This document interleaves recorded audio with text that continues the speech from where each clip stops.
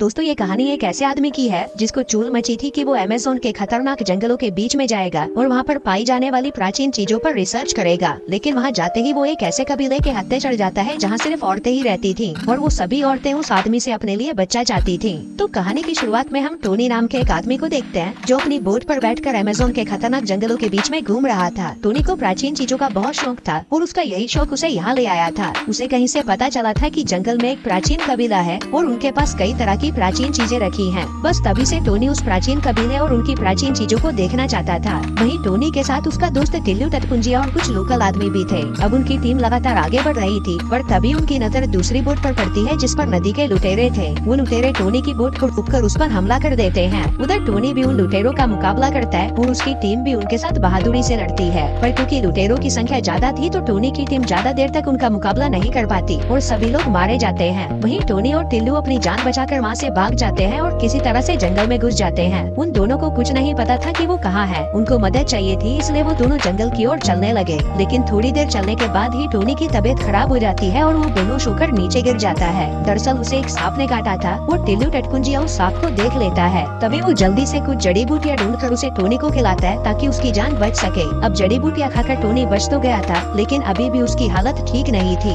उसे मदद की जरूरत थी इसलिए टिल्लू टटपुंजिया मदद ढूंढने चला जाता है और टोनी वहाँ पर अकेला रह जाता है। आगे काफी देर बाद भी जब टिल्लू वापस नहीं आता तो टोनी उसे खुद ही ढूंढने निकल जाता है। वो जोर जोर से टिल्लू को पुकारने लगता है और तभी टोनी की आवाज वहाँ की जंगली लड़कियाँ सुन लेती हैं जो कि वहाँ के कबीले में रहती थी। उधर टोनी की हालत अभी भी खराब थी इसलिए वो ज्यादा चल नहीं पाता और फिर से बेहोश हो जाता है। उधर वो जंगली लड़कियाँ लगातार उसे ही देख रही थी और उन सभी के शरीर पर रंग लगा हुआ था। वो टोनी को बेहोश देखकर उसके पास आती हैं और उसे उठाकर चलने लगती हैं। दरअसल इस जंगल में एक कबीला भी था जिसके बारे में कोई नहीं जानता था। इस कबीले में सिर्फ लड़कियां ही रहती थी और वो ही यहाँ का सारा काम करती थी। हम देखते हैं कि टोनी को जिन लड़कियों ने उठाया था वो भी इसी कबीले की थी और वो टोनी को उठाकर अपने कबीले में ले आती हैं। आगे टोनी को जब होश आता है तब वो अपने सामने नताशा नाम की एक लड़की को देखता है। नताशा उसे दवा पिलाना चाहती थी और उसके कहने पर टोनी वो दवा पी लेता है। फिर वो खड़ा होकर आसपास देखने लगता है और नताशा से उसका नाम पूछता है। नताशा उसे अपना नाम बता देती है और साथ ही उसे ये भी बताती है कि वो 4 साल पहले इस जंगल में घूमने आई थी लेकिन एक दुर्घटना की वजह से वो इन कबीले की लड़कियों के हाथ लग गई जिसके बाद उन लड़कियों ने इसे अपने कबीले में शामिल कर लिया। अब वो दोनों बातें कर ही रहे थे कि तभी वहाँ पर कुछ लड़कियाँ आकर एक टब रख देती हैं। अब इससे पहले कि टोनी को समझ पाता वो लड़कियाँ उस टब में पानी भरने लगती हैं लेकिन टोनी को अभी भी कुछ समझ नहीं आ रहा था। तभी वो सारी लड़कियाँ टोनी को पकड़कर उसके कपड़े उतारने लगती हैं। वो उसके सारे कपड़े उतारना चाहती थी लेकिन टोनी किसी तरह से उन्हें रोक लेता है जिसके बाद वो टोनी को ऐसे ही टब में फेंक देती है और उसे नहलाने लगती है। वहीं टोनी की आवाजें सुनकर बाकी लड़कियां भी वहाँ पर आ जाती हैं और वो सभी टोनी को देखकर हंसने लगती हैं। वहीं टोनी को उन लड़कियों पर गुस्सा तो आ रहा था लेकिन वो बेचारा कुछ कर नहीं सकता था। दरअसल वो सभी लड़कियां टोनी के साथ मजदूरी करना चाहती थी लेकिन टोनी उनसे डरा हुआ था और उन्हें खुद से दूर कर रहा था। पर जब वो लड़कियां टोनी के साथ जबरदस्ती करने लगती हैं तभी टोनी किसी तरह से खुद को बचा लेता है और वहाँ से भागकर दूसरे कमरे में आ जाता है लेकिन वहाँ पर भी उसे लड़कियां ही मिलती हैं। वो सभी लड़कियां हर हाल में उसके घोड़े की सवारी करना चाहती थी लेकिन इस बार भी टोनी किसी तरह से बच निकला और वहाँ से भागकर एक नए कमरे में आ गया। उसने देखा कि उस कमरे में शातिर शैंकी नाम का एक लड़का था और कई सारी प्राचीन चीजें पड़ी थी। फिर टोनी जब उससे उन चीजों के बारे में पूछता है तब शातिर शैंकी उसे बताता है कि मैं इस जंगल में 10 साल पहले आया था। दरअसल मैं जंगल में रास्ता भटक गया था और तभी अचानक इन लड़कियों ने मुझे पकड़कर कैद कर लिया। मैंने भागने की भी बहुत कोशिश की लेकिन कभी भी सफल नहीं हो पाया। अब उसकी बातें सुनकर टोनी उससे इन प्राचीन चीजों और कबीले के बारे में पूछता है। शातिर शैंकी उसे बताता है कि ये सभी चीजें सोने की बनी हैं और ये इस कबीले में पिछले कई हजार सालों से है। जिसके बाद वो टोनी को कबीले के बारे में बताता है। कहता है कि इस कबीले में सिर्फ लड़कियां ही रहती हैं और वो एक टाइम पर सिर्फ एक ही आदमी को इस कबीले में रखती हैं क्योंकि इस कबीले का मानना था कि अगर एक समय में 2 या 2 से ज्यादा आदमी इस कबीले में रहे तो ये कबीला श्रापित हो जाएगा और यहाँ की लड़कियाँ सिर्फ उसी आदमी के साथ मजदूरी करती हैं जिसको वो कैद करके लाती हैं और वो सभी लड़कियाँ उसी के बच्चे को जन्म देती हैं। लेकिन अगर पैदा हुआ बच्चा एक लड़का होता है तो उसे उसी वक्त मार दिया जाता है और अगर वो लड़की होती है तो उसे पाल पोस कर बड़ा किया जाता है। शातिर शैंकी बताता है कि मैंने भी कई लड़कियों के साथ मजदूरी की है और मेरे भी कई सारे बच्चे हैं लेकिन अब मैं कमजोर पड़ चुका हूँ और अब मेरे घोड़े में इतनी शक्ति नहीं है कि मैं उनको और बच्चे दे सकूं। इसलिए अब ये जिम्मेदारी तुम्हारी है। तुम जितना हो सके उतनी लड़कियों की पिंकी बचाओ और उनके बच्चों के पिता बनो। इसी तरह नताशा उसके पास आती है और शातिर शैंकी को अपने कमरे में जाने को कहती है। उसके जाते ही टोनी नताशा से बात करने लगता है पर तभी नताशा उसे कहती है कि मैं तुमसे ज्यादा बातें नहीं कर सकती और इसी बीच बुलबुल नाम की एक औरत भी उनके पास आ जाती है। हम देखते हैं कि नताशा इस कबीले के बाहर की लड़की थी तो वो टोनी से ज्यादा बातें नहीं कर सकती थी। वो यहाँ पर बस एक नौकरानी थी और उसका काम साफ सफाई का था। अब नताशा को टोनी के साथ देखकर बुलबुल को गुस्सा आ जाता है, लेकिन नताशा को उसके गुस्से का पता चल जाता है और वो टोनी को बुलबुल के पास जाने को कहती है। वहीं उसकी बात मानकर टोनी उसके पास चला जाता है ताकि वो उसका गुस्सा शांत कर सके। पर तभी नताशा उसे कहती है कि तुम्हें इसके साथ मजदूरी करनी होगी, तभी जाकर इसका गुस्सा शांत होगा। अब उसकी बात सुनकर टोनी उसकी तारीफ करने लगता है और कहता है कि तुम्हारी चूचियाँ तो बहुत बड़ी हैं। वहीं बुलबुल भी अपनी चूचियों की तारीफ सुनकर खुश हो जाती है। अब इससे पहले कि वो उसके घोड़े की सवारी करती, वहाँ पर कुछ और लड़कियाँ भी आ जाती हैं और टोनी को पाने के लिए बुलबुल के साथ लड़ने लगती हैं। वो सभी लड़कियाँ टोनी के घोड़े की सवारी करना चाहती थी,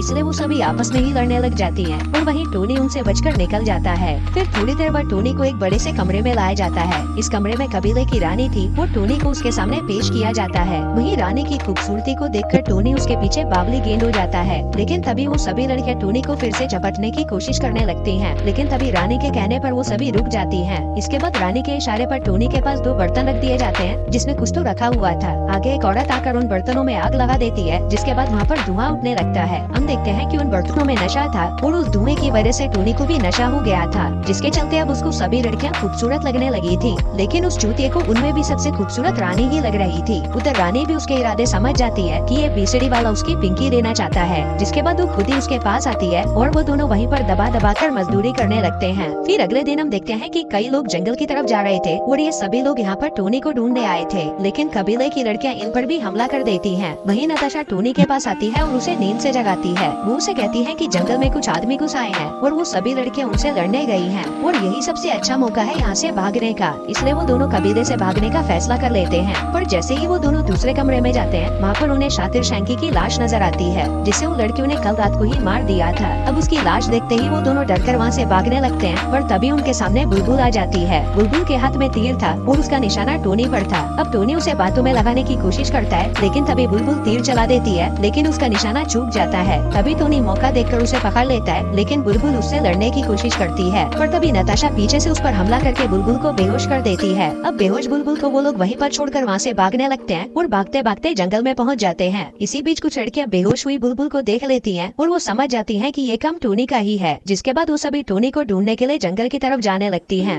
वहीं नताशा और टोनी उन लड़कियों को देख लेते हैं जो कि उन बाहरी आदमियों से लड़कर आई थी, जिसको देखकर वो दोनों छुप जाते हैं और उनके जाने का वेट करने लगते हैं। फिर उनके जाते ही वो दोनों फिर से भागने लगते हैं। जल्दी ही ये दोनों उन आदमियों की लाशों तक पहुंच जाते हैं जो टोनी को यहाँ पर ढूंढने आए थे, पर बेचारे उन औरतों के हाथों कुत्ते की मौत मारे गए। अब उनकी लाशों को देखकर नताशा की फटकर 64 हो जाती है, पर टोनी जैसे तैसे उसे संभालता है, जिसके बाद वो दोनों फिर से भागने लगते हैं। लेकिन इसी दौरान फिर से उन्हें वो लड़कियां दिखाई देती हैं, जिन्हें देखकर वो फिर से छुप जाते हैं। पर तभी नताशा के कहने पर टोनी एक पेड़ को काटता है और फिर उसके रस को अपने शरीर पर लगा लेता है। दरअसल ये वही पेड़ था जिसके इस्तेमाल से शरीर पर हरा रंग लगाया जाता था और इसका इस्तेमाल दुश्मनों से छुपने के लिए किया जाता था। फिर जल्दी ही वो दोनों हरे रंग के हो जाते हैं और फिर से भागने लगते हैं। अब भागते भागते वो दोनों एक झील के पास पहुँचते हैं और उसमें से तैरकर जंगल की दूसरी तरफ पहुँच जाते हैं। अब वो दोनों कबीले से काफी दूर निकल आए थे, लेकिन अभी भी वो लड़की उनके पीछे ही लगी हुई थी। उधर उन दोनों की नजर एक टापू पर पड़ती है जो कि नदी के बीचों बीच तैर रहा था। वो दोनों जल्दी से उस टापू पर आते हैं ताकि वो इन लड़कियों से दूर जा सके। तभी वहाँ पर आते ही उन्हें एक हवाई जहाज की आवाज सुनाई देती है जो उनके ऊपर ही घूम रहा था। इस हवाई जहाज में टिल्लू टटपुंजिया था और वो यहाँ पर टोनी को ढूंढ रहा था। दरअसल जब टिल्लू टटपुंजिया टोनी के लिए मदद ढूंढने गया था तो वो भी वहाँ से रास्ता भटक गया था और इसी दौरान ही टोनी को वो कबीले की लड़कियाँ उठा ले गई थी। फिर कहानी के अंत में टिल्लू टटपुंजिया टोनी और नताशा को बचा लेता है, जिसके बाद टोनी और नताशा शादी कर लेते हैं और हमेशा के लिए साथ में रहने लगते हैं। और दोस्तों